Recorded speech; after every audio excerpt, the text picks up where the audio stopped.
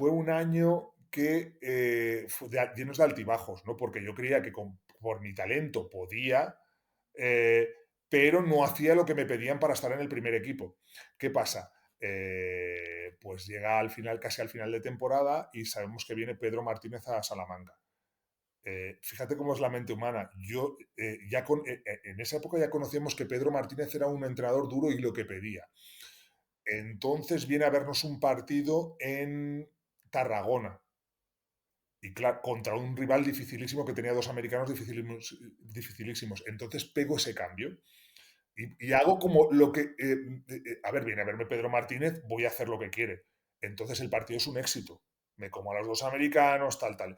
Y a partir de ahí, pues luego viene la liga de verano, nos entrena él, venimos a Fuenlabrada y su máximo anotador y máximo rebotador.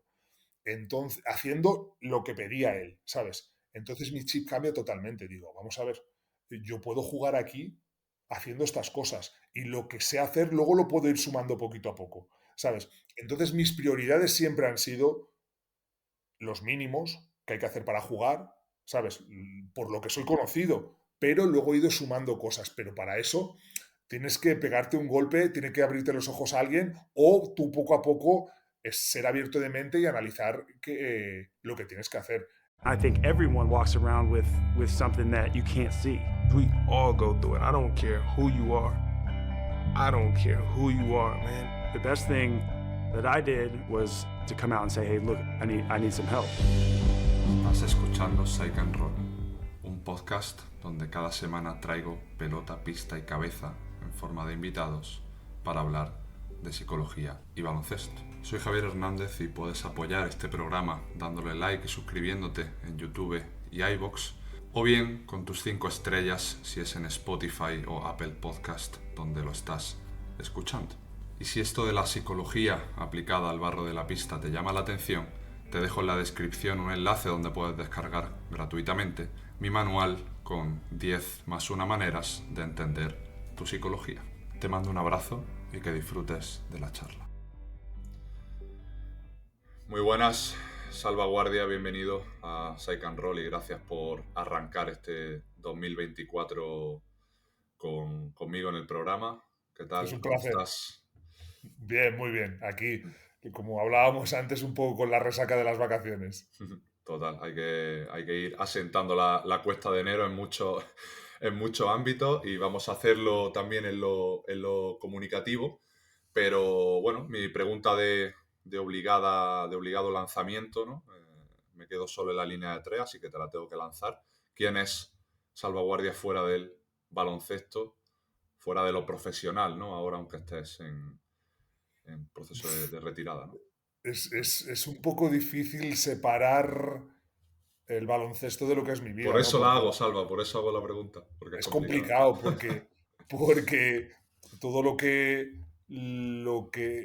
vivo es alrededor del baloncesto, ¿no? Ya sea entrenando, ya sea anteriormente jugando o ahora retransmitiendo en Movistar Plus. Es difícil entenderme fuera del baloncesto. No tengo ningún hobby que no sea hacer deporte, ver baloncesto, bueno, sí, por supuesto, estar con mis hijas y estar con mi mujer, ir a comer con ellas, hacer cosas de familia, pero todo gira alrededor del baloncesto.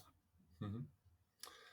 ¿Cómo funcionaba esa parte extradeportiva en tus años como profesional? Me parece que es algo de lo que se habla cada vez más, pero gente como tú, que quizá vivisteis una época donde todavía, por ejemplo, las redes sociales no eran lo que son ahora, Ujú.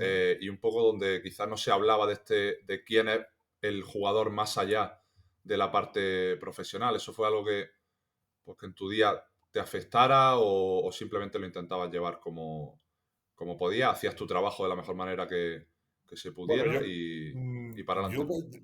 lo primero es que, a ver, yo creo que hay que estar muy bien psicológicamente, estar muy equilibrado para manejar unos tiempos como los de ahora, los del siglo XXI con las redes sociales. Mm, Yo creo que todos los jugadores no están preparados para ellos, ¿no? Yo no hubiera estado preparado y hubiera optado 100% por no tener redes sociales. Ahora es un instrumento que utilizan todos los jugadores, pero veo muchas cosas que no me gustan, ¿no? mm, Eh, cosas que no me gustan y que no haría yo. Por ejemplo, perder un partido, pedir disculpas a la afición. Me parece que el jugador no tiene que hacer eso, no tiene que pedir disculpas a nadie. Ha hecho su trabajo, lo ha hecho más o menos bien. Y hay muchos factores que rodean al resultado que has tenido y es exponerte demasiado, ¿no? Parece que te está justificando constantemente. O como un jugador cuando se va después de estar de 2 años en un club, despedirse como si hubiera estado toda la vida allí, me parece excesivo, ¿no? Pero es un poco lo que nos lleva el actual mundo de las redes sociales. En mi época no existían. Empezaban a haber internet, chats y ya nos afectaban. Yo creo que lo mejor para un jugador de baloncesto es no estar en redes sociales o un deportista. Y si está, silenciar completamente los comentarios. ¿Por qué? Porque esos comentarios muchas veces son de gente que no tiene un criterio de lo que opina, no tiene toda la información. Y son simplemente gente que dice no cosas sin sentido, pero lo que percibe él desde su casa y bajo su parecer y sus sentimientos. Entonces no son cosas que te ayudan, al revés. Hasta el halago te puede hacer daño. Te puedes relajar, exacto, un poco un arma de doble filo. A mí me gusta mucho la perspectiva que planteas tú, que al final no dejan de ser un instrumento. Yo creo que también sería un poco ingenuo negar su utilidad actual, incluso para el plano profesional, el estar expuesto, también dar opiniones. Yo creo que también abre una ventana a que se conozca al deportista más allá de cuántos rebotes por partido coge o cuál es su porcentaje en triples, sino que también pues veamos un poco más a la persona.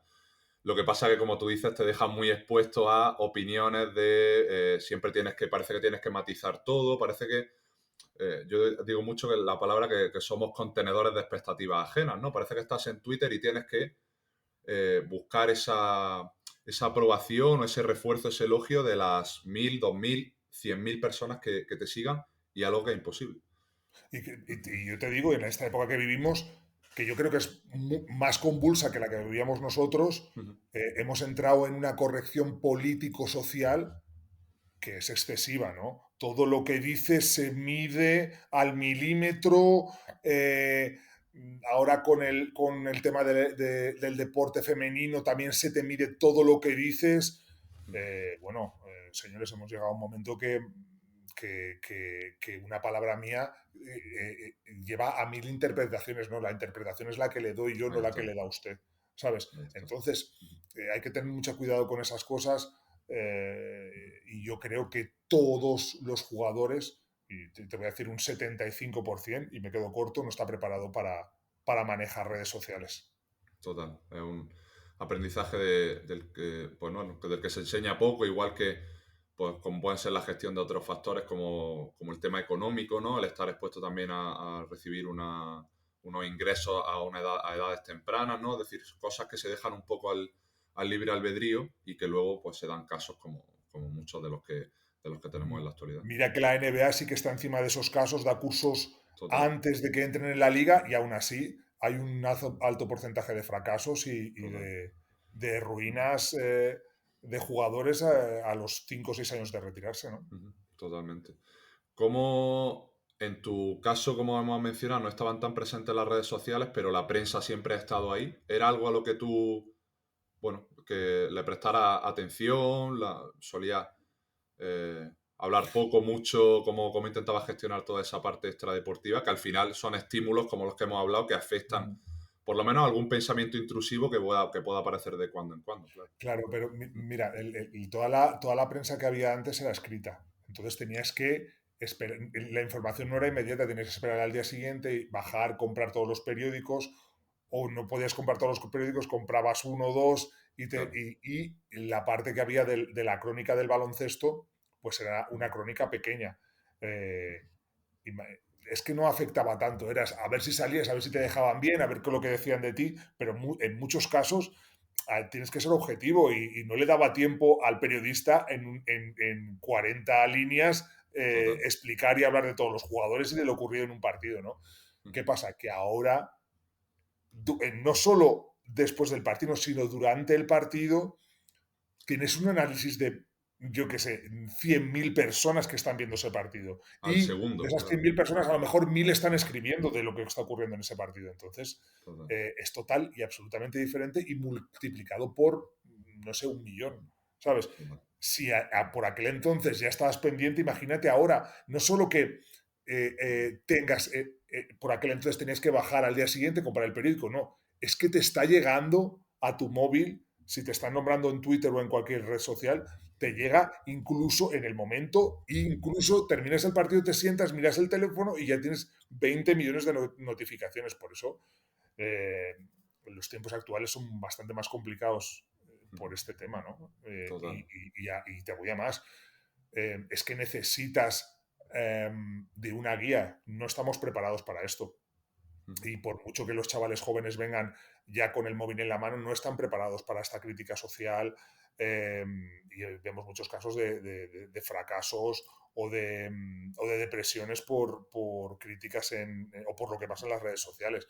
Yo creo que como club primero y luego como liga se tendrían que dar un poquito más de, de caso a estas cosas, poner la figura de orientadores o de psicólogos que orienten al jugador. Yo creo que la figura del psicólogo deportivo cada vez es más importante en el deporte y en la sociedad.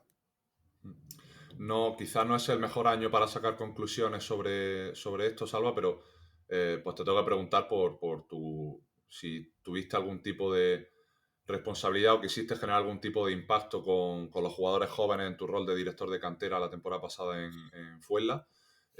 Si fue algo que también viste de primera mano, ¿no? Esos jugadores que llegan con 14, 15, 16 años con las expectativas de dar el salto al primer equipo, me han etiquetado como el nuevo, bueno, obviamente salvando la distancia, el nuevo Luka Doncic, el nuevo Ricky Rubio, ¿no? Que ahora parece que cualquier jugador joven tiene que explotar antes de ayer, ¿no? Y se Mira, suma a los estímulos del móvil, Instagram, los highlights, es decir, se genera un caldo de cultivo de ansiedades y expectativas mal gestionadas súper temprano. claro, las expectativas son muy malas, sobre todo por estas redes sociales. Enseguida que haces un highlight en Liga EVA o en Junior, aparece y ya te están diciendo que tienes que ser el nuevo Ricky Rubio o el nuevo Luka Doncic, ¿no? Que son jugadores que salen uno entre 1.000.000.000 o 2.000.000.000 de personas. Mm, la verdad es que estos 3 años como director de cantera han sido muy intensos. Primero porque tenía jugadores muy buenos y con muchas expectativas. Por ejemplo, Basala Bagayoko, que antes de lesionarse estaba en la terna del draft del 2025 entre los 10 primeros. Malik Luis, que en estos momentos está jugando la G-League y va a entrar en el draft de la NBA. Juan Fernández, siendo, si no el mejor jugador, uno de los dos mejores jugadores de Breogán. Es Giga Zama, que lo tenemos ahora en el Alba de Berlín. Era muy complicado y lo más complicado es los caracteres de cada jugador, ¿no? Tienes que tratarlos de diferente manera. Por ejemplo, tenía uno que no aceptaba el grito, que hay que tratarlo desde la cercanía, otro que habría que apretarlo, otro que tenías que ser muy, muy duro con él. He tenido jugadores que a lo mejor no estaban cobrando mucho, pero recibían 30.000 euros en ropa de Nike al año. Joder, vale.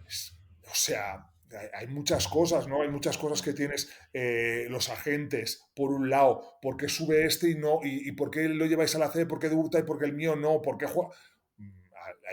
Tienes que ser, que para mí era ya importante en mi época, tienes que ser un psicólogo, porque tienes que captar ese carácter de jugador, esa personalidad, y tienes que saber cómo entrarles a los jugadores, en qué momento, cuándo hay que ser duro para que reaccionen, cuándo hay que pasarle la mano por el lomo. La verdad es que ha sido complicado y mucho que lidiar.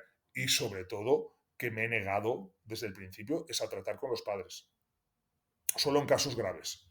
Yo no trataba con un padre para decirme cuál era la expectativa Ya.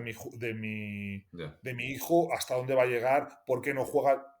Ahí no. Yo solo llegaba les decía a los entrenadores, vosotros tampoco tenéis que escuchar a los padres si os dicen que mi hijo tiene que jugar o no tiene que jugar, solo escucharlos si hay un problema grave o un problema que puede llegar a ser grave, y entonces me lo pasáis a mí, pero yo no voy a hablar de mi hijo, no. Creo que es una Claro. equivocación contactar y hablar con los padres, explicarles todo. Yo creo que si están ahí, que están en baloncesto Fuenlabrada, tienes que tener una reunión a principio de temporada y dejar todo claro. Esto va a ir así, así, así, Ahí así, está. así, así, así, así. Y después los entrenadores tienen que gestionar su equipo, gestionar situaciones graves con los padres y las situaciones más graves llegan a mí. Total. Sí, no es una locura, es una locura. Es que el tema de las reuniones de inicio de temporada me parece que está súper infrautilizada. O sea, el tema de sentarme con un grupo de personas a explicarles objetivos, expectativas y sobre todo lo que tú has dicho, los límites de la comunicación. Porque ahora hablábamos antes de las redes sociales, un padre o una madre tiene el teléfono del entrenador, del director de cantera y está a un golpe de un WhatsApp porque mi hijo el domingo por la mañana ha jugado 5 minutos. Entonces esa persona se tiene que poner a recibir un WhatsApp un domingo a las 5 de la tarde cuando a lo mejor está, pues yo qué sé, viendo una serie o una peli o con su pareja o de viaje o descansando. Y es como... Pero me parece que es, a ver, nosotros tenemos aquí una labor que no es solo enseñar el baloncesto, que es también educar, ¿vale? Ahí está. Menos que los padres, pero nosotros tenemos un papel importante. ¿Educar en qué? No en la educación básica, sino en los valores del baloncesto y del deporte, ¿vale? Que vienen unidos, que tienen que venir unidos de una buena educación de casa, porque si no, no los puedes extrapolar de un lado para otro. Total. Si uno no viene con una buena educación de casa, lo más seguro es que sea un mal educado cuando está Visto. entrenando en el club o con sus compañeros y tal. Entonces, nosotros tenemos que dar unas pautas a los padres también. Total. Y esas pautas no se pueden saltar salvo excepciones, ¿no?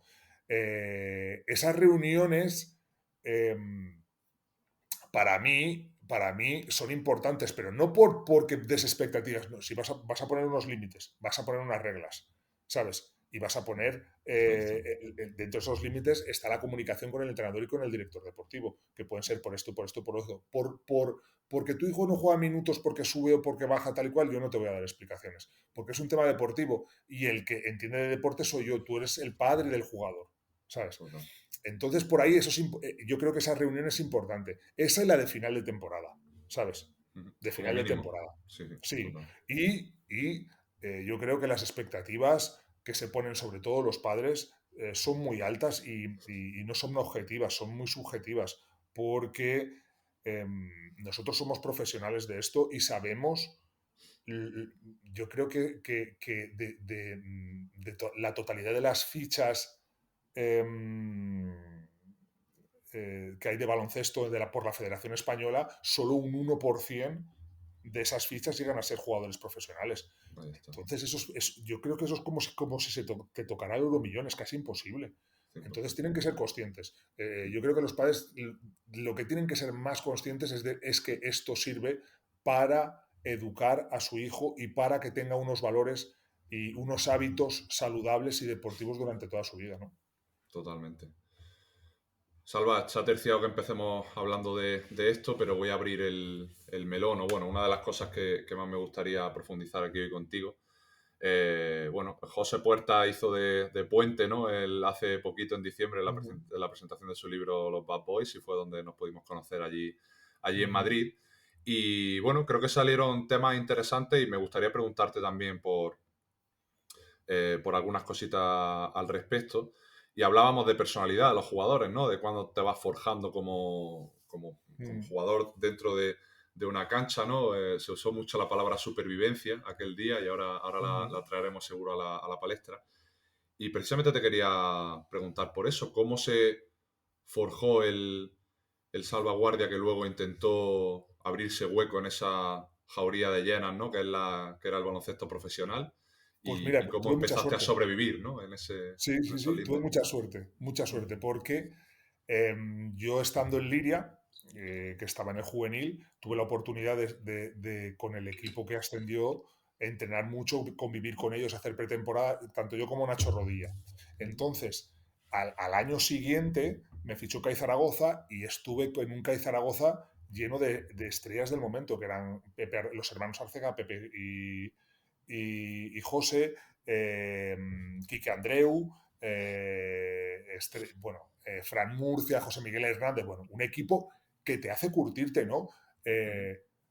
lleno de buenas personas, pero gente dura y de los antiguos que te hacían curtirte, ¿no? Entonces ahí vas creando una personalidad. Luego, parece que no, pero las dificultades te hacen que crezcas, ¿no?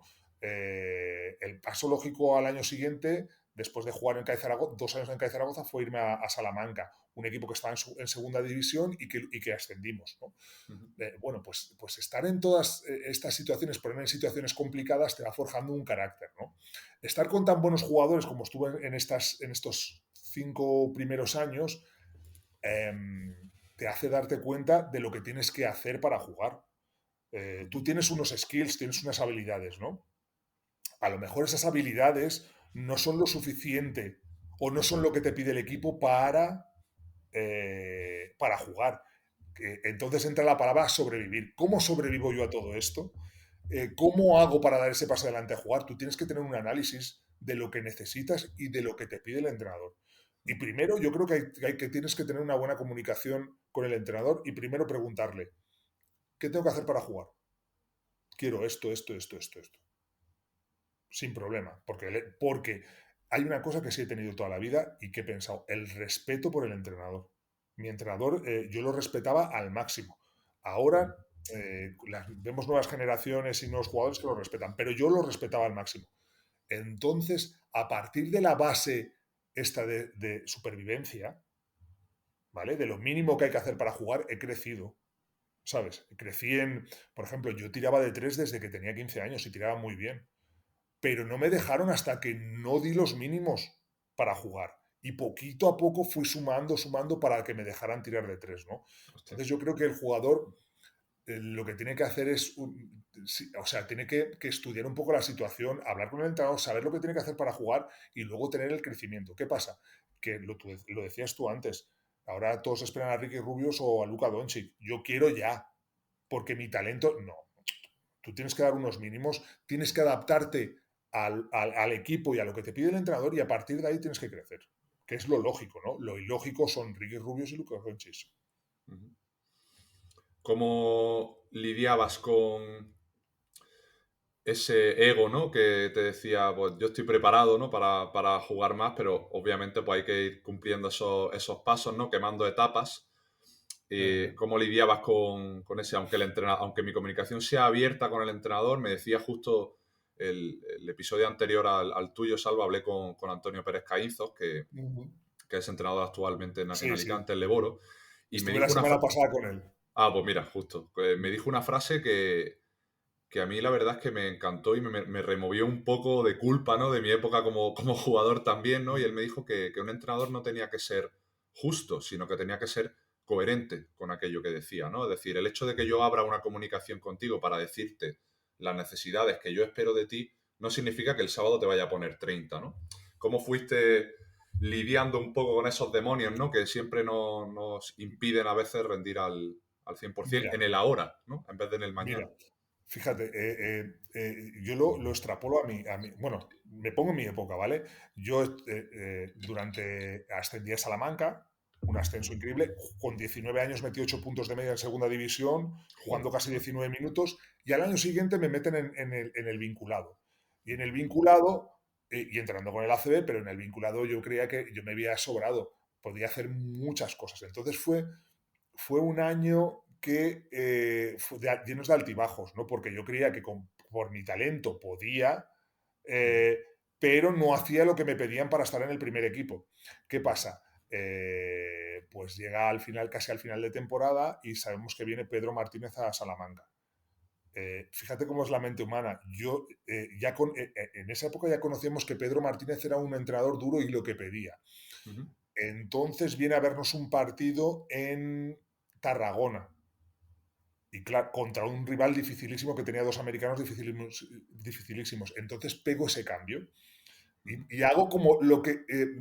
a ver, viene a verme Pedro Martínez, voy a hacer lo que quiere. Claro. Entonces el partido es un éxito. Me como a los 2 americanos, tal.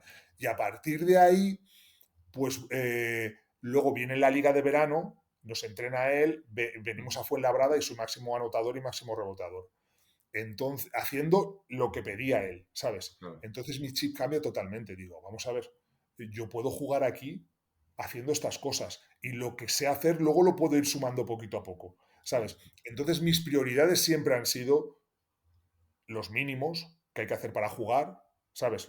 Por lo que soy conocido, pero luego he ido sumando cosas, pero para eso tienes que pegarte un golpe, tiene que abrirte los ojos a alguien, o tú poco a poco es ser abierto de mente y analizar lo que tienes que hacer. Es complicado, ¿no? Hay muchos jugadores con mucho talento que se quedan en el camino por no hacer estas cosas.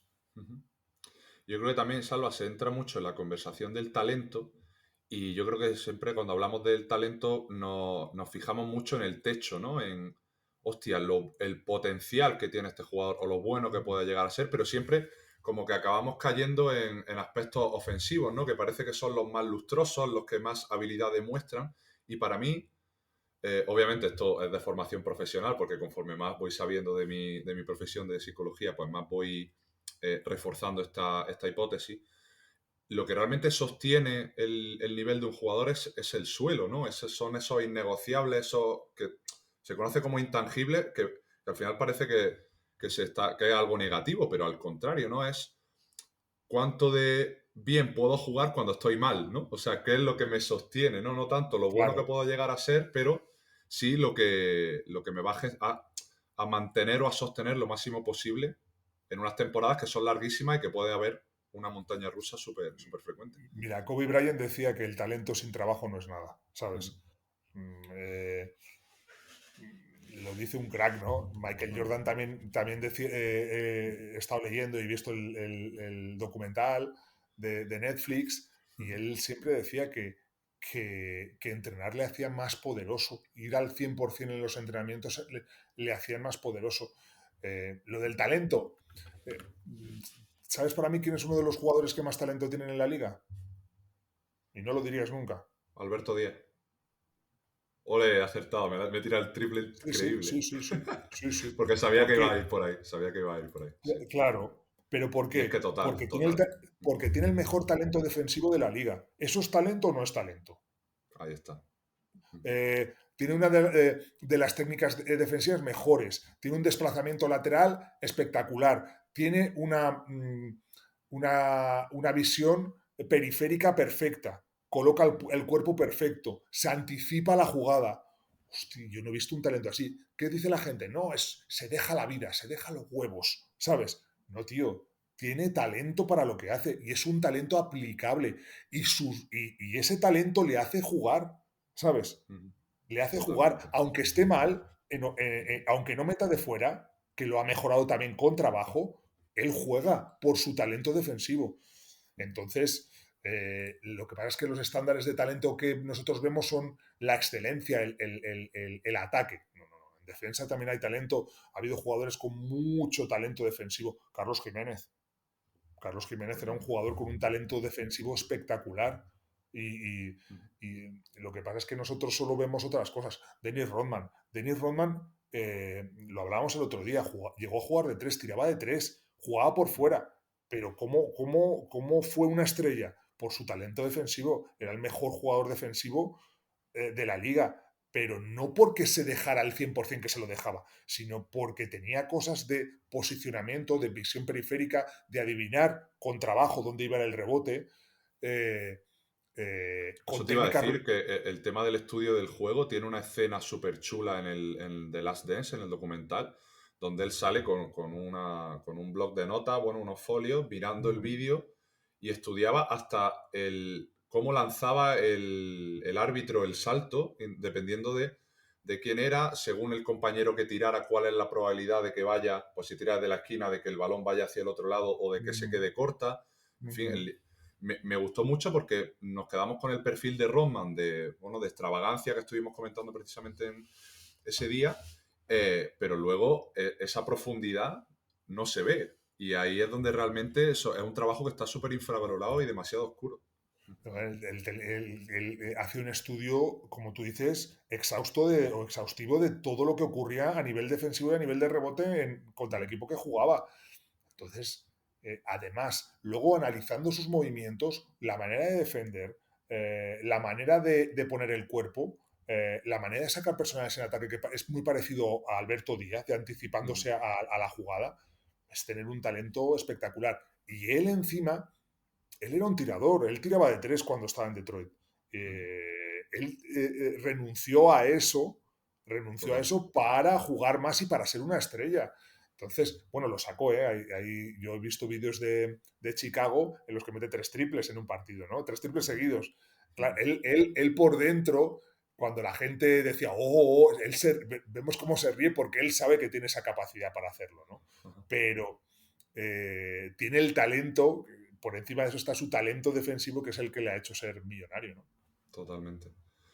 Tú también eras un jugador de mucho de este talento de intangible, Salva, de estar pendiente de todo este tipo de cosas. ¿Cómo, cuando llega un punto en el que tú te notas que es suficiente para sobrevivir en ACB este tipo de recursos, cómo ajustabas tu punto de dolor para decirte a ti mismo no es suficiente todavía, ¿no? Siempre podemos estudiar un poco más pues, el tipo de rival que tengo enfrente, porque al final el plano defensivo parece que siempre hablamos en ataque es como, no, el bloqueo directo, las bombas, las bandejas, y en defensa es como, no, tengo que mejorar en defensa, pero hostia, la defensa, como hemos hablado, también es un arte y todo el intangible. ¿Cómo ajustabas todo ese punto de dolor para ir mejorando también poco a poco? Era un poco neuras, un poco soldado. Mira, yo Vale. necesitaba hacer 4 días de pesas a la semana, Uh-huh. porque si no, me tenía que sentir fuerte para aguantar. Yo no saltaba mucho, me tenía que sentir muy fuerte para, para luchar con gente en mi posición que saltaba más, ¿no? Eso era, vamos, estaba todos los días y cuando me saltaba una me parecía que me hubiera saltado, vamos, que no iba a estar en el partido, era pam, pam, pam, todos los días pesas, pum, además todo perfecto, tenías que hacer todas las repeticiones y tal. Luego, hablando del tema ofensivo, antes del entrenamiento tenía que estar 45 minutos antes y me ponía unas series de tiro que tenía que hacer, pam, pam, pam, y lo tenía que hacer todos los días y si no lo hacía, hostia, y cuando llegaba a casa me comía la cabeza, no has trabajado, no, ¿sabes? Me lo metí un poco en la cabeza. Sí, y luego durante el partido tenía mis rutinas. Y para mí era importantísimo, hablando del tema psicológico, meterme en la cabeza del jugador contrario, ¿sabes? Machacarlo, ser pesado, saber que estaba ahí, contactar, ¿sabes? Que el partido se le hiciera muy pesado, ¿no? ¿Sabes? Cada vez que meter una canasta, celebrarla. O sea, intentar minar un poco siempre la moral, ¿sabes? Que el jugador supiera que iba a estar allí los 40 minutos o siempre que jugara. Esto es muy importantísimo, ¿no? Y eh, lo que he hecho siempre y que me ha salido muy bien es no menospreciar a nadie. Contra cada jugador que he tenido la oportunidad de jugar, me ha parecido buenísimo y no me he relajado. Y a todos les he encontrado virtudes. A veces me decían los compañeros, ¿es que te parecen todos buenos? Pues sí, estamos en la Liga CB y cada uno que juega en la Liga CB o en Liga LEP es que es buen jugador.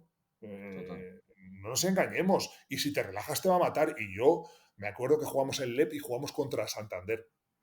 Y yo estuve 2 semanas diciendo, no sé si te acuerdas, Diego Logripo, que era un jugador que jugaba en Santander, bueno, era un argentino, medía 1,98, era buenísimo, pero estaba en el último equipo y nosotros acabamos de descender y tal. Y yo, Diego Logripo nos va a matar, nos va a matar. Me hicieron una entrevista y le dije, me parece buenísimo, metía 18 puntos por partido.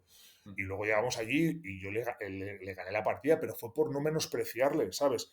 Igual que hablo de este jugador, cualquiera que jugaba el hacer no lo menospreciaba. Y eso me ha salido muy bien, muy bien. Al revés ha pasado, ¿no? Me han menospreciado y al final estás por encima de ellos, pero bueno. Total. Eso ya cada uno que lidie con su culpa, Sí, ¿no? sí. Como buenamente se pueda.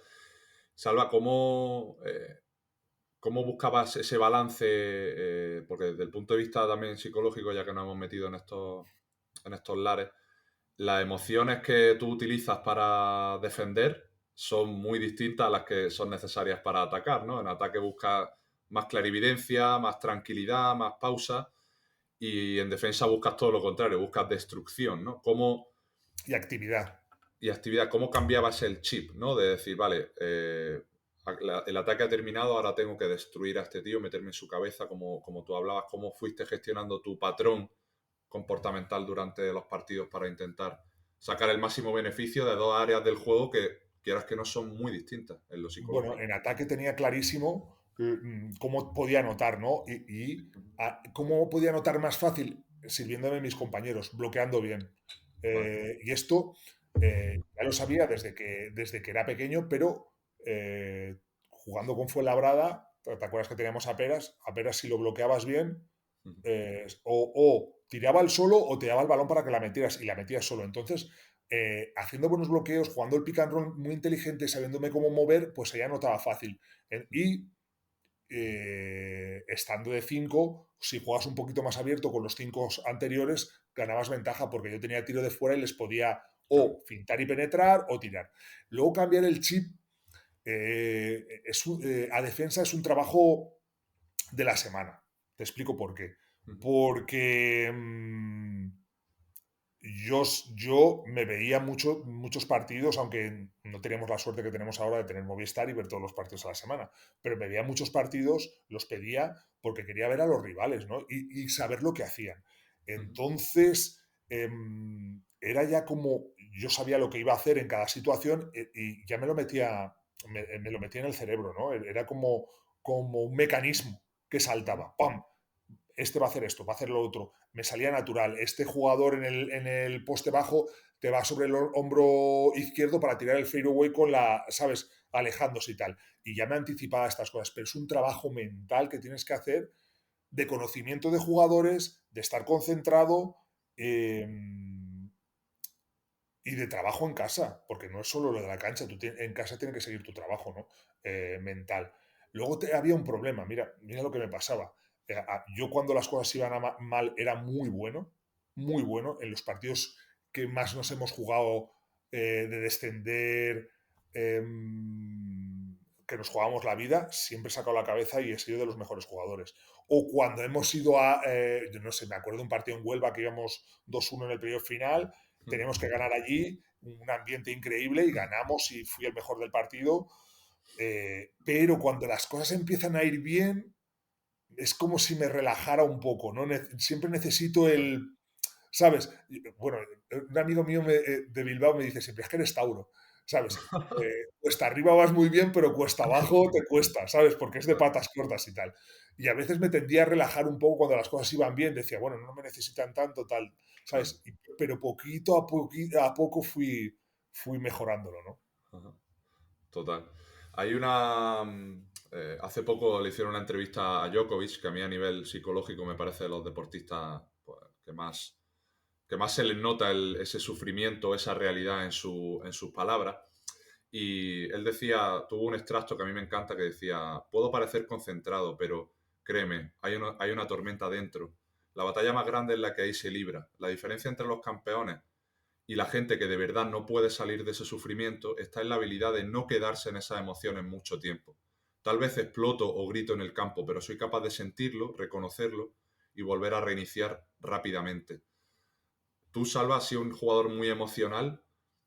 ¿Cómo detectabas que a veces esa emocionalidad puede jugar en tu contra cuando el semáforo se pone en rojo y eso limita tu toma de decisiones? ¿Y cómo intentabas volver a ese estado manteniendo tu emocionalidad y tu intensidad, pero intentando que siempre estuviera en el límite de lo controlable, ¿no? Hablando químicamente, tú cuando tienes una descarga emocional, tienes una descarga de también química dentro de tu cuerpo. Total. ¿Sabes? De testosterona, de lo que sea, ¿sabes? Sí. ¿Qué pasa? Que después de esa descarga viene un momento que tiene un bajón, porque tienes un pico. Entonces, parece que no. Tú cuando al principio tienes una descarga emocional muy grande de adrenalina, después esa adrenalina desaparece y te viene un bajón. Entonces, hubo ocasiones que tuve una descarga de adrenalina muy fuerte y después pegó un bajón. Y yo la analicé también. Sí, digo, esto es por esto. Qué bueno. ¿Sabes? Entonces, también jugaba un poco con las emociones, ¿no? Siempre tienes que jugar con la cabeza de todo lo que hay alrededor. Mira, yo soy una persona que sabía todo lo que pasaba en el pabellón, ¿sabes? Tenía una visión periférica absoluta de lo que había en la grada, de lo que decía el entrenador contrario, ¿sabes? Pero, y lo intentaba manejar, o lo que pensaba el árbitro, esto me sirve ahora como entrenador también, pero en ese momento lo tenía. ¿Qué pasa? Después de pasarme esto, varias veces empecé a controlarlo. Entonces sabía cómo una descarga emocional controlada podía afectar a mi rival, al entrenador contrario, al público, al árbitro, intentaba jugar con eso, ¿sabes? Pero antes de tener ese control, tienes que tener una experiencia y muchas veces esa descarga me hizo pegar un bajón después, ¿no? Total. Lo controlas, lo sabes manejar y aprendes. Hay veces que hay que jugársela un poco y pasarse de la raya, ¿no? Para sacar conclusiones de, vale, hasta aquí no tengo que llegar, ¿no? Voy a intentar quedarme un poquito Sí, por debajo, bueno, ¿no? bueno, la falta de madurez me hizo hacer esto y después Que creo que es madurar bonito es también, aprender a controlarlo, el ¿no? aprendizaje está ahí, ¿no? En la toma de Sí, decisiones. Quien está en su burbuja sin jugársela y poniéndose la venda antes de la herida, pues obviamente va a haber un aprendizaje muchísimo más limitado, claro. y sabes, lo más importante es que todas estas cosas y todo el análisis que he hecho en mi carrera deportiva me sirve como entrenador, porque es que no puedo explicártelo. Ahora, estos 3 años como segundo, ocurría algo y sabía que estaba pensando el jugador, sabía lo que iba a ocurrir en 1 o 2 segundos después, o tenía un alto porcentaje de adivinar lo que iba a ocurrir, ¿no? Todas Claro. estas emociones que te han pasado y no las has dejado pasar, sino las has psicoanalizado, digamos, o analizado, te sirven para después eh, reconocer Esto, comportamientos, reconocer acciones, adivinar de lo que puede pasar, ¿sabes? Es interesantísimo, ¿no? A lo total. mejor si esto hubiera pasado, hubiera tenido 1000 reacciones, no hubiera analizado nada en mi carrera, a lo mejor pues sería no habría madurado y no serviría para ser entrenador, pero todo lo que me ha ocurrido pues, anteriormente me sirve para ser entrenador, ¿no? Qué bueno. Que yo no Está. me había dado cuenta, ¿eh?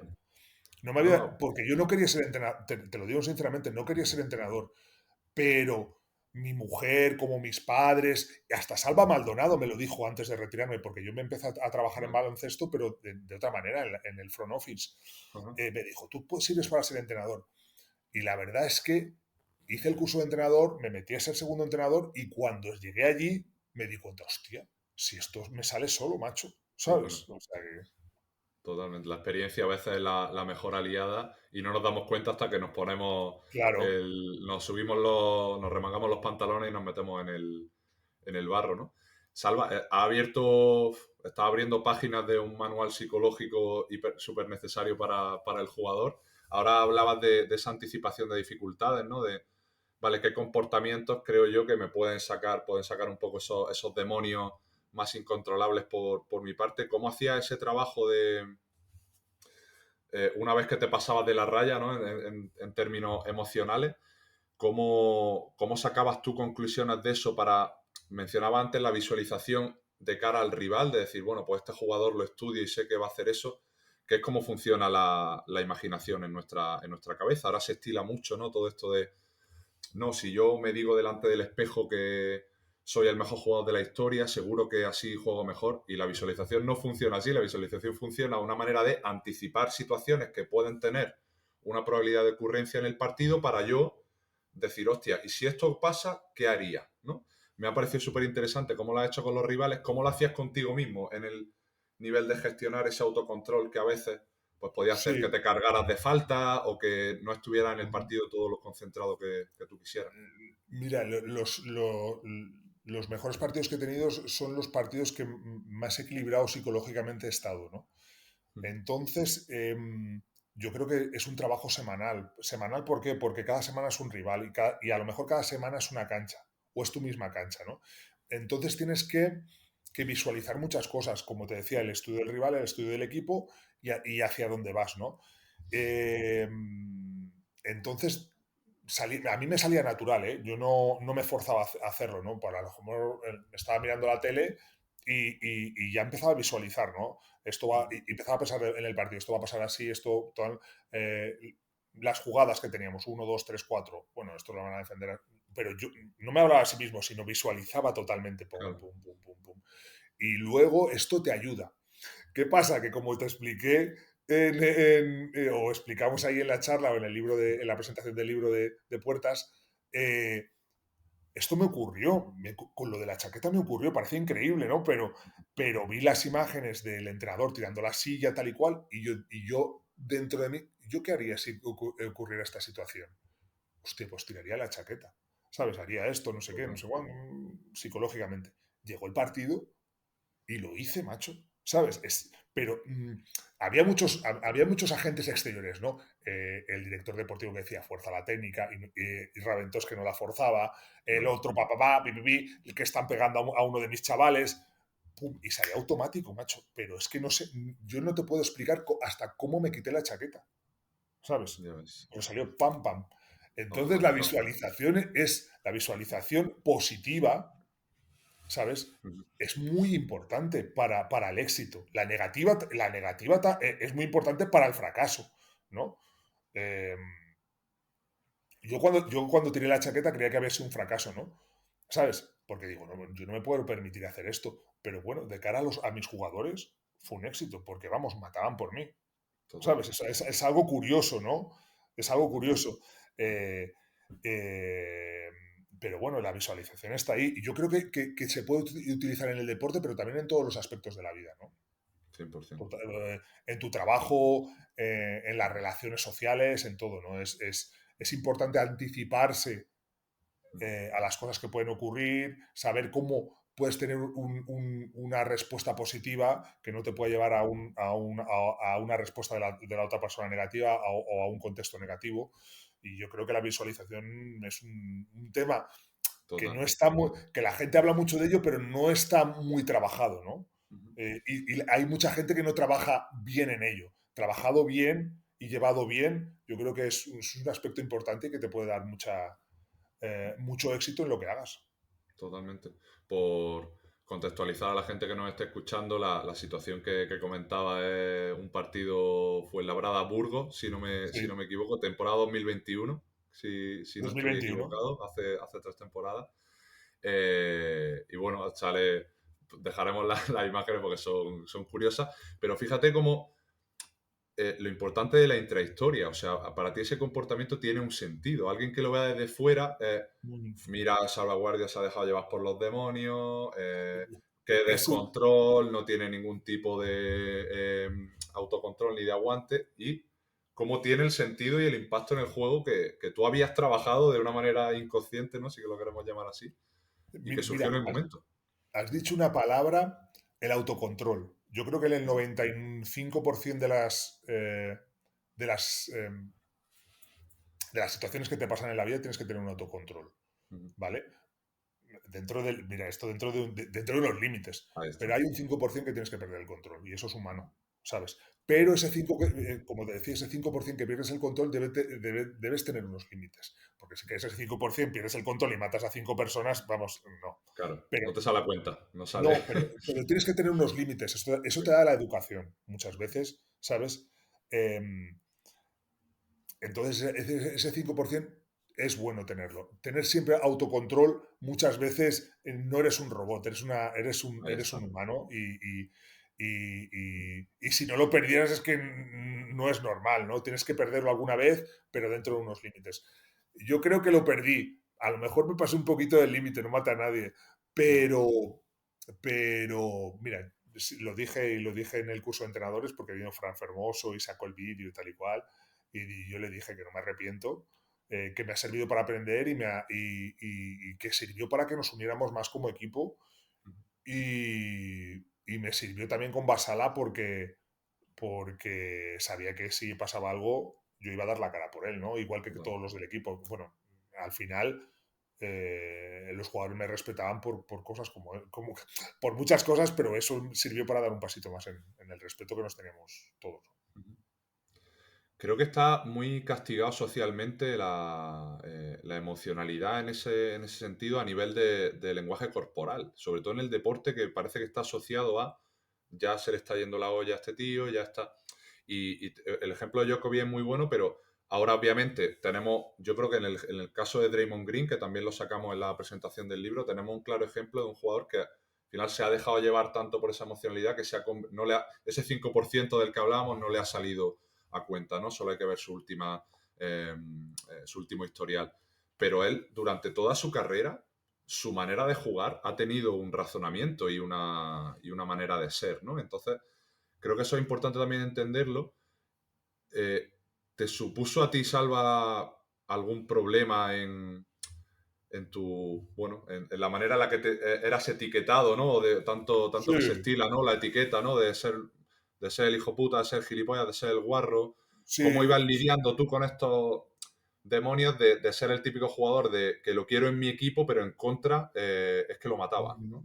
sí, y luego la gente se lleva, lo que dices tú, se lleva a pensar que tú eres una mala persona, que estás siempre teniendo comportamientos antideportivos. No, yo he jugado siempre en el límite de las reglas, sacando provecho de las reglas. Ahí está. Si yo me he puesto por encima psicológicamente de ti y tú has cometido un fallo, no es mi culpa, es culpa tuya. Ujú. Eh, claro, la gente tiene que decir, muchas veces leo comentarios en Twitter, es que es igual tuvo comportamientos antideportivos. Bueno, el otro día fui crítico porque le pitaron una técnica a no sé qué jugador de Manresa por celebrar una canasta que no hizo nada y girarse al jugador y le pitaron técnica. A mí no me pareció normal. Yo Bueno, es creo que que eso es tiene un que haber un tema, poquito esas. en la NBA también estábamos con unas, eso me parece lamentable. No, Ah, es que esa es la salsa, ¿no? Hay unos límites, en todo hay unos límites, y eso no quiere ser, no quiere decir que seas antideportivo. Yo, jugadas antideportivas en toda mi carrera, te puedo contar que he tenido tres, que se me ha ido la olla.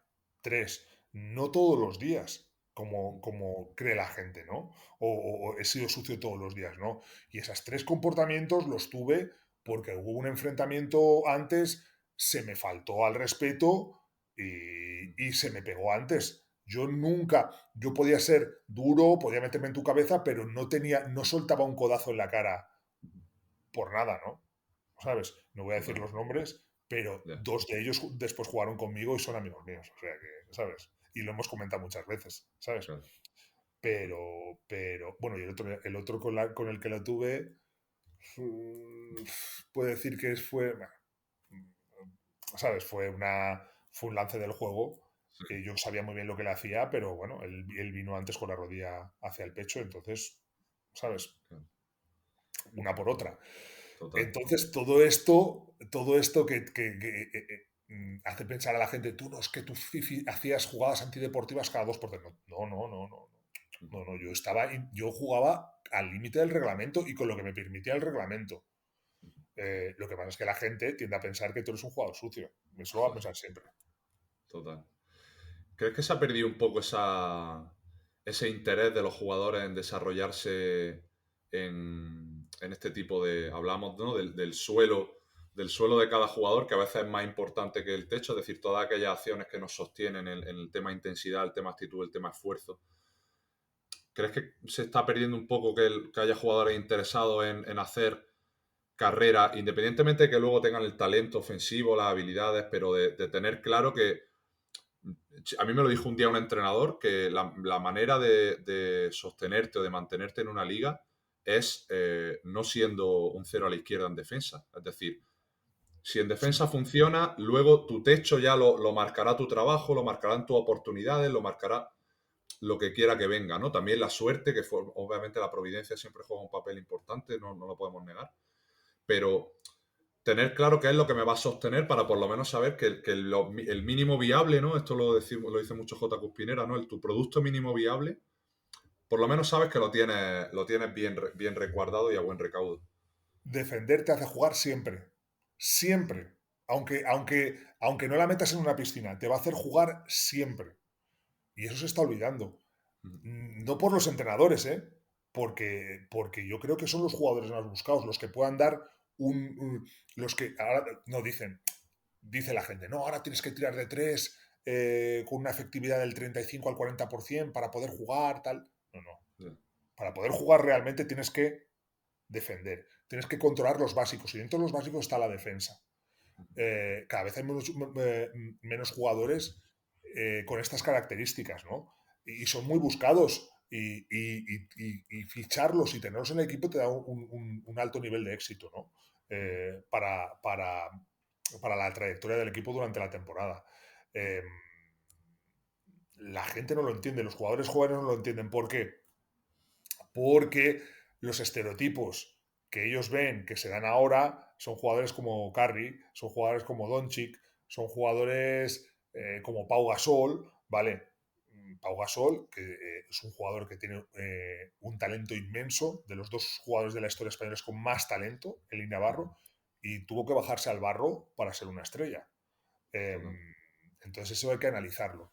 La NBA, pues nos ha hecho un poco de daño, ¿no? Porque el jugador europeo, el jugador joven europeo se fija mucho en la NBA y ve jugadores que juegan ellos solos en ataque sobre todo, tirando triples desde 8 o 9 metros, pasándose 2 o 3 veces el balón por debajo de las piernas y bueno, se ha perdido un poquito la esencia, se han perdido un poquito esos jugadores que lo daban todo y que desde la defensa y desde el sacrificio hacían mejorar al equipo, ¿no? Cada vez es más complicado encontrarlos. Hablas de que, bueno, crees que no es tanto por los entrenadores, como también me gustaría hablar, bueno, de esa etapa tuya que ojalá siga adelante en el mundo del banquillo. ¿Cómo era tu relación con tus entrenadores? ¿Cómo gestionabas esa comunicación? ¿Cómo fuiste avanzando también en esa madurez, ¿no? Yo creo que también una cosa bonita del paso del tiempo es ver a nuestro yo de 20, 22, 24 años como un gilipollas, ¿no? Es decir, ¿qué coño hacía? Pero a la vez es bonito, ¿no? Es decir, bueno, significa que he madurado, que he evolucionado y que dentro de 5 años, pues ojalá me vuelva a pasar otra vez lo mismo.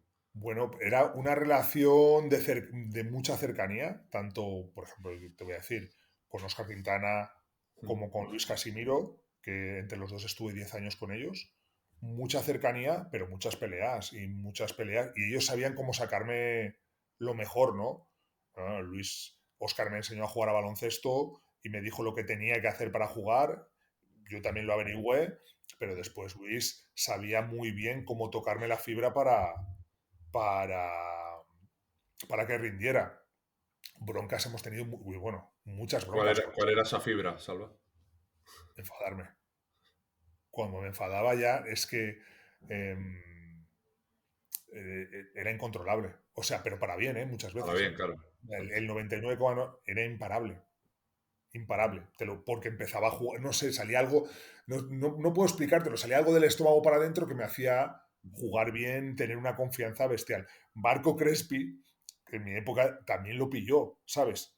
Lo que pasa es que lo pilló diferente. Entonces, muchas veces durante el partido me picaba, insultándome muchas veces. Y me acuerdo de un partido en Granada, hice 25-14 o algo así. Y nada más salir empezó a insultarme.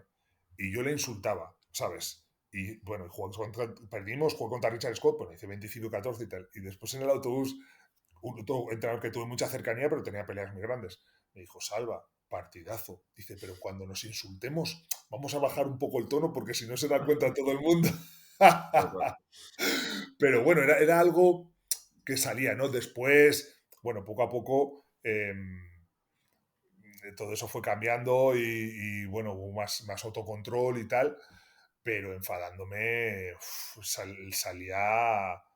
Bueno, me acuerdo un partido también que Axel Herbel me enfadó y jugando contra el Real Madrid hice 20-12, ¿sabes? Pero vamos, iba ciego. Muchas veces me di cuenta después que ese enfado me hacía no pensar, ¿sabes? Que salían todos mis automatismos, ¿me entiendes? Sin pensarlo. Muchas veces pensar demasiado no es bueno, ¿sabes? Eso lo dicen de los tiradores. El tirador tira, no piensa, ¿sabes? Ya percibe, no tiene que pensar que tiene espacio, que no tiene un jugador, él tira. Y muchas veces toman la decisión adecuada, ¿no? A veces pensar demasiado es malo. De hecho, cuando has hablado del ejemplo de la chaqueta, que has dicho, bueno, es que ahora mismo ni me acuerdo de procesarlo y de tomar esa decisión. Es que a veces es lo que buscamos en el baloncesto, esos automatismos. Sí, porque si tú automatismos. yo siempre pongo el ejemplo, si tú en su día le preguntabas a JC Carroll qué pensaba cada vez que iba a tirar un triple, pues él te hubiera dicho que nada, ¿sabes? Porque cuántas veces hemos hecho este gesto, al final lo tenemos tan procesado y tan automatizado que lo raro es no saber cómo lo estamos haciendo. Y esa es vamos, el nivel avanzado de psicología en pista es el no pensar o el generar esos patrones que te den la sensación de que no estás pensando, sino que estás en una balsa. Pero no solo en el tiro, fíjate, el Sí, sí, en automatismo todo, claro. en la defensa es importantísimo y hacerlo sin pensar. Te voy a un caso. Ahora, la defensa pick and roll. Tú saltas y recuperas, ¿no? Pero un automatismo que te da éxito al 90% es saltar, tocar el balón del manejador del balón y volver. Total. Eso tiene que entrenar y tiene que ser automático, porque es éxito. Los jugadores que hacen eso, que son capaces de siempre estar con las deflexios, tocar balón, para ellos es un éxito defensivo, ¿no? Y es una cosa, Alberto Díaz tiene ese patrón siempre. Él siempre toca balón, intenta tocar balón. ¿Qué hace? Eso le ayuda, le da ventaja a su defensa, ¿no? Y estos automatismos son los complicados que los trabajen los jugadores y que le den importancia. ¿Por qué? Porque no es tan bonito como tirar, ¿sabes? ¿Vale? Como el automatismo de tirar como JC Carroll, ¿no? No es tan bonito. Pero ese automatismo te hace jugar. El de JC Carroll tiene otras habilidades. No solo el automatismo que tiene, sino que él tiene un tacto especial y unas piernas increíbles. Para tirar como él tienes que tener unas características además del automatismo. Pero ese automatismo de defensa, sin las características de JC Carroll o de un jugador físicamente espectacular, te pueden hacer jugar contra un jugador espectacular. Físicamente. ¿Sabes? Ese automatismo. Él hablaba de también eso del sobrepensar que tanto afecta a los jugadores. Él lo contrarrestaba, lo dijo en una entrevista, cada vez que recibía la bola y sabía que iba a tener el espacio suficiente para armar el brazo, él siempre pensaba que la bola iba a ir dentro. Hablando un poco de esta visualización, no porque te dé más probabilidad en la pelota, ¿sabes? El imaginarte la pelota dentro de que entre, sino porque el hecho de que yo, cada vez que vaya a recibir, tenga el automatismo de imaginarme levantándome y ejecutando el brazo y la pelota entra, eso hace que yo esté sustituyendo esa visualización o esté siendo sustituida por otros pensamientos que en cualquier otro momento podrían llegar, como, buah, falla las 3 últimas, este tiro no lo voy a hacer, estoy tirando demasiado, no tengo suficiente confianza, que al final son diálogos en los que a veces solemos entrar como jugadores y que tenemos que sustituir por otro tipo de patrones y de herramientas. Fíjate, ese diálogo que estás hablando, después de fallar varios tiros, que he hecho tal, que estoy haciendo mal, no me entran, tal y cual, luego te afecta en el aspecto defensivo porque estás comiéndote la cabeza, tal. No sé quién decía que el tiro más importante es el siguiente que tomas. No todos los. Por eso hay que darle. Yo muchas veces doy valor. Yo creo que en el deporte, si tienes tiro, tienes que tirar. ¿Vale? Y yo prefiero jugadores que se vayan 0 de 11 un día a que duden. La duda no es buena. La duda no es buena compañera y sobre todo en el deporte. No dudes, ¿vale? Si yo a un tirador quiero que tire y que se vaya un día 0 de 10, no me va a importar si son buenos tiros. Pero no me dudes, porque eso sí que te afecta en el juego global tuyo y del equipo. Totalmente.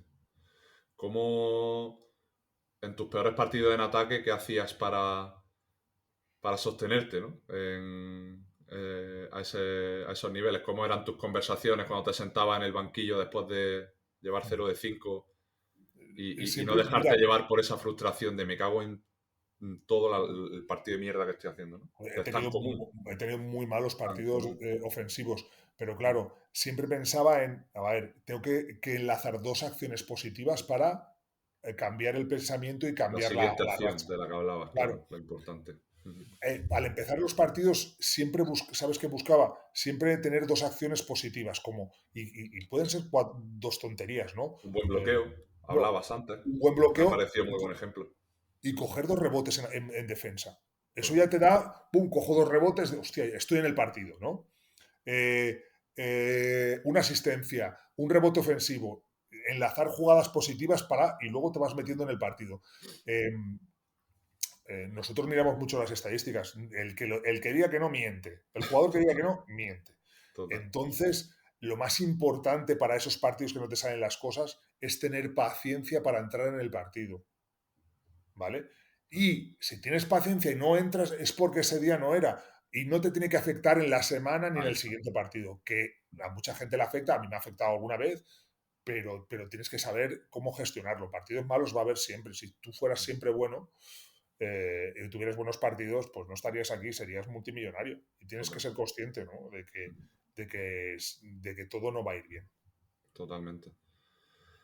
Salva, quería finalizar con la parte de los banquillos. ¿Cómo fue ese trasvase de darte de hostia en pista a lo primero que te descubrieran un poco la opción de los banquillos que ni tú mismo te habías planteado en un Mira, principio? ¿Y cómo han sido estos primeros años?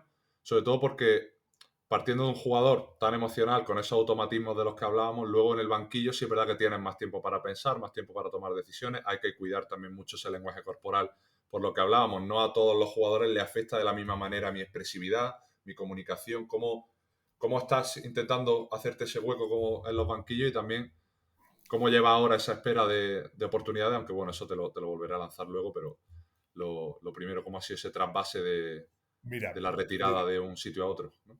yo me retiré el 2011 y me retiré porque mi cuerpo ya no podía, y porque tenía una oferta de trabajo de Bilbao Basket. Estuve allí, Ah, aprendí qué bueno. todo lo que hay que aprender, pasé de un departamento a otro Mm, hasta ya casi estar en la dirección deportiva con José Covelo. Aprendí muchísimo porque yo no estaba formado y necesitaba un tiempo de formación, ¿no? Eso es importantísimo, formarse. claro. Después durante o después de ser jugador para tener más oportunidades en el mercado laboral. Y bueno, y de ahí pasé luego a ser agente, me hice agente FIBA, también me formé, estuve 2 años, después estuve director deportivo de Zaragoza durante 2 años, luego estuve parado, trabajé en una agencia de marketing en la cual también me formé y después empecé en baloncesto Fuenlabrada, ¿no? De Ujú, director de cantera y después de entrenador. A ver, yo sabía que valía. O sea, no sabía que valía, yo sabía que podía aportar cosas. Lo que pasa es que una vez te metes dentro de la cancha, te das cuenta de que de las ventajas y las desventajas que tienes, ¿no? claro. Que es que ventajas, conoces el juego, conoces a los jugadores, no todos, ¿eh? En mi caso, conocía lo que pensaban, tal. ¿Qué me falta? Me faltan muchas cosas. ¿Qué suerte tuve? Que he tenido 3 de los entrenadores ayudantes mejores de España que me lo han enseñado todos. Unos Josep Raventós, otro es Sergio Jiménez y otro es José Luis Pichel, ¿no? He aprendido Ujú, muchísimas cosas de ellos, muchísimas. Estamos equivocados los jugadores y a mí nunca me ha gustado decirlo. Tanto jugadores como directores deportivos y tal. No puedes extrapolar lo que fue el baloncesto cuando jugaste al baloncesto que hay ahora. Es el mismo, pero con diferentes personas, ¿sabes? muy bien, Y hay que correcto. analizarlo. No me vale, y lo he oído muchas veces, y eso es fracaso. Es que yo cuando jugaba esto se hacía así, y esto hay que hacerlo así, yo entrenaba Claro, así, y ahora hay que... No, no, no, ha cambiado muchísimo. O te adaptas a los nuevos tiempos, porque estamos en el siglo XXI y ahora evoluciona la cosa semana a semana, ¿sabes? totalmente. Ujú, Semana a semana, y tienes que adaptarte. Una vez dentro, con los conocimientos y la ayuda de todos los, aparte de los entrenadores principales, de los 3 ayudantes, pues te empiezas a dar a dar cuenta de muchas cosas, empiezas a abrir un poquito más, ¿sabes? La visión y tienes una visión global de todo y te das cuenta que sirves para eso. Te das cuenta porque em, sé tratar a la gente, sé tratar a los jugadores, sé lo que hay que hacer eh, para que funcione en equipo. Un equipo, si no controla los básicos, es imposible que juegue bien a baloncesto. Lo más importante, estamos dándole vueltas a. eh, vamos a hacer un flare, el zipper, que también lo sé, ¿no? Gracias a ellos, pero lo que me he dado cuenta es que si no dominas los básicos del baloncesto, no vas a poder hacer un double drag o un total, sistema Iverson o un sistema zipper. No lo vas a poder hacer porque no va a tener éxito. Tienes que hacer que tus jugadores tengan unos automatismos y sepan adaptarlos a las jugadas y al juego. Tienes que hacer que tus jugadores eh, hagan un esfuerzo constante para jugar, que tengan automatismos en el esfuerzo, que entrenen de una manera adecuada. Bueno, todas estas cosas he ido aprendiéndolas, las tenía dentro, pero he ido eh, unas veces corroborando mis ideas y otras veces aprendiendo de estos 3 profesionales que son para mí acojonantes, ¿sabes? totalmente. Y te voy a decir una cosa, hacer el curso de entrenador también superior me sirvió mucho también porque te juntas con mucha gente, hablas de muchas cosas, vienen muchos ponentes y muchas de las cosas que vi, mucha gente dice, no, el curso de entrenador es para sacar dinero. Pues a mí me sirvió mucho, te lo tengo que decir, me sirvió muchísimo para ver diferentes maneras de pensar, diferentes cosas de hacer. Vino gente que no solo habló de la preparación física, hablaron de muchas cosas que te sirven también, ¿no? Y bueno, cogiendo todos esos conocimientos de tanta gente, pues pum, hace que tu sistema, tu córtex cerebral se coloque y digas, hostia, esto es lo que quiero, sé cómo puedo hacer jugar a un equipo y ahora solo falta que, bueno, pues ir y que te salga la oportunidad y demostrarlo, claro. Ahí está. ¿Cómo, mientras esperas esa oportunidad, ahora mismo, cómo estás lidiando con ese tiempo para pensar, ¿no? Con también crecer como entrenador, no solo en pista, yo creo que hablábamos antes del estudio del juego, del dedicar una pequeña parte de tu tiempo al baloncesto fuera de la cancha, y ahora tú tienes ese espacio, obviamente no porque quieras, pero la vida, como hemos hablado, tiene esas casuísticas, ¿no? Que a veces nos quedamos en sitios en los que no nos gustaría quedarnos mucho tiempo, pero aún así hay que aprovechar y sacarles partido. ¿Cómo estás lidiando ahora con ese amplio precipicio, ¿no? Que es el tener tiempo para pensar mientras esperas la oportunidad? Mira, lo principal es que tengo más tiempo libre, yo no querría, pero lo bueno es que lo puedo dedicar a mi hija, ¿vale? Que tiene 2 años. También. Y he intentado hacer como cuando era jugador o entrenador estos últimos años, ponerme una rutina. Mi rutina es levantarme, llevar a dar a desayunar, ir al colegio, hacer deporte y dentro de esa rutina entra el baloncesto también. Yo me veo 1 o 2 partidos al día, bajo jugadas, intento hacer mi playbook y visionado de partidos y para ver qué hacen otros entrenadores, intentar analizarlo y bueno, no parar. Yo creo que no solo los entrenadores, sino las personas tenemos que tener una formación continua en muchas cosas, ¿no? Y más los entrenadores ahora. Tú tienes que estar formándote continuamente sobre las nuevas tendencias, sobre jugadas nuevas, sobre por qué hace esto este entrenador, intentar entenderlo. También he aprendido muchas cosas, ¿no? No me gusta opinar de lo que hacen los entrenadores, ¿no? Porque cada uno lo hace por una cosa que tú no sabes y no puedes analizarla, ¿no? Lo único que puedes analizar es cómo se hace esa cosa, cómo los jugadores hacen por ejemplo, esa defensa de pick and roll, ¿no? Y bueno, con estas cosas veo mucho Twitter, porque en Twitter parece que no, pero hay mucho friki que pone muchas jugadas Hay mucha y ves información, muchas eso es jugadas verdad. interesantes y tal, intentas desarrollarlas, no parar. Yo me veo, el otro día lo hablaba con Oscar Quintana, Oscar me decía que se ve 6 partidos por semana, bueno, pues más o menos. He intentado ver mucha LEP, porque es lo que me faltaba, mucha LEP, entender lo que se hace en la LEP y más o menos he estado 3 veces en LEP y es lo que viví, ¿no? Es una liga muy complicada, que no puedes menospreciar a alguien, es una liga muy guay para ser entrenador y bueno, viendo todo y los fines de semana en Movistar Plus sin parar para arriba y para abajo. Ahí está. Dicen que la suerte, ¿no?, es estar preparado cuando llegue el momento, así que por mi parte decirte, Salva, que ha sido un placer estar en tu cabeza, ¿no?, durante un rato más que agradable para mí, por lo menos. Espero que hayas estado a gusto y, pues bueno, dar gracias también a esa providencia de la que hablábamos, pues mediante el libro de nuestro amigo José Puerta, Los Bad Boys, que, por cierto, desde aquí, más que recomendada su lectura. Pues que ha sido un placer tenerte abriendo la botella de champán de este 2024 y te dejo el micrófono para que cierres este episodio 60 de Psych and Roll. Bueno, dices meterse en la cabeza de salvaguardia, eso es complicado, ¿sabes? Hay muchas cosas ahí. Bueno, Daría para muchas más horas, eso seguro. Hasta los 80, hasta que te mueres estás madurando, o sea que imagínate yo. Nada, ha sido un placer, encantado de empezar el 2024 así y bueno, espero que no sea la última que me hagas. Exacto, como tú dices, la evolución también conlleva ir haciendo esos altos en el camino, así que seguro que volveremos a vernos, cerveza en mano o no, ya eso lo iremos decidiendo pasito a pasito. Sobre la marcha. Muchas gracias, Salva, ha sido un placer. A ti, gracias, Javi. Never be ashamed of wanting to be a better you, period.